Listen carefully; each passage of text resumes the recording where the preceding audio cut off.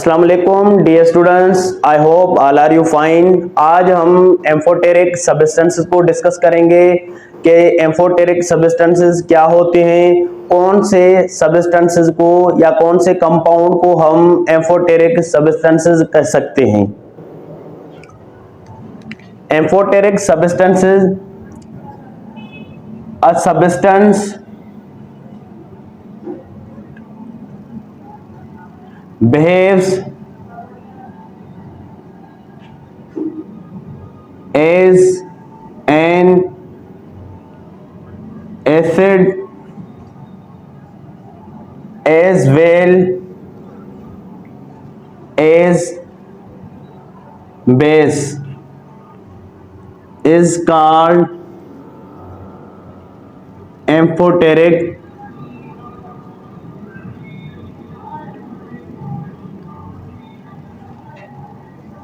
Substance. Amphoteric substance ऐसे substance होते हैं जो एसिड के तौर पे भी काम करते हैं और बेस के तौर पे भी काम करते हैं। ऐसे सब्सटेंसेस को एम्फोटेरिक सब्सटेंस कहते हैं। एम्फोटेरिक सब्सटेंस में दोनों प्रॉपर्टीज होते हैं, एसिड के प्रॉपर्टीज होते हैं और बेस के प्रॉपर्टीज होते हैं। A substance ऐसे substance behaves as an acid, ऐसे सब्सटेंस जो एसिड के तौर पे भी बिहेव करें, as well as base और बेस के तौर पे भी बिहेव करें, तो उन्हीं सब्सटेंस को हम क्या कहेंगे, एम्फोटेरिक सब्सटेंस। फॉर एग्जांपल ये हमारे पास कुछ एग्जांपल्स हैं। जब एसिटिक एसिड को डिकम्पोज किया जाता है, आयोनाइज किया जाता है, तो ये किस में स्प्लिट अप हो जाता है, एसीटेट आयन और हाइड्रोजन आयन में। तो अकॉर्डिंग टू ब्रनस्टेड-लोहारी थ्योरी के एसिड ऐसे सब्सटेंस होते हैं जो प्रोटॉन को डोनेट करते हैं। तो ये जो होता है, ये क्या कर रहा होता है, एसिटिक एसिड अपना प्रोटॉन डोनेट कर रहा होता है, तो ये क्या कहलवाएगा, एसिड।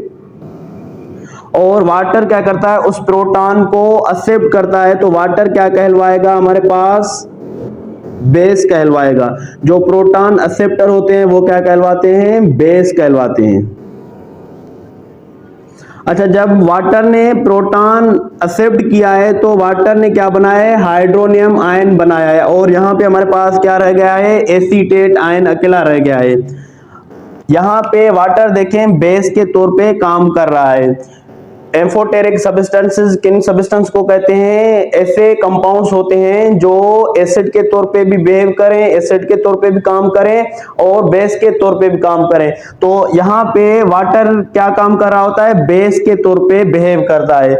नीचे वाले रिएक्शन में देखें, जब ये वाटर को आयोनाइज किया जाता है, डिकम्पोज किया जाता है, तो ये H+ और OH आयन में क्या होता है, स्प्लिट अप हो जाता है, डिकम्पोज होता है। तो ये क्या करता है, अपना हाइड्रोजन डोनेट करता है, किसको, अमोनिया को, NH3 को डोनेट करता है। तो जो प्रोटॉन अपना डोनेट करेगा तो वो क्या कहलवाएगा, एसिड कहलवाएगा। तो यहाँ पे देखें वाटर एसिड के तौर पे बिहेव करता है, और इसने क्या, NH3 ने प्रोटॉन एक्सेप्ट किया है, तो ये क्या कहलवाएगा, बेस कहलवाएगा। अच्छा देखें, जब H2O ने अपना प्रोटॉन डोनेट किया तो यहाँ पे क्या रह गया, OH आयन। तो ये हमारे पास OH आयन है, और ये हमारे पास क्या है, जब NH3 ने एक प्रोटॉन एक्सेप्ट किया है तो क्या बना है, NH4। इस रिएक्शन में वाटर देखें बेस के तौर पे बिहेव करता है, और इस रिएक्शन में, नीचे वाले रिएक्शन में वाटर एसिड के तौर पे, यहाँ पे वाटर बेस के तौर पे काम करता है, यहाँ पे वाटर एसिड के तौर पे काम करता है। तो एम्फोटेरिक सब्सटेंस का बेस्ट एग्जांपल हमारे पास क्या है, वाटर है।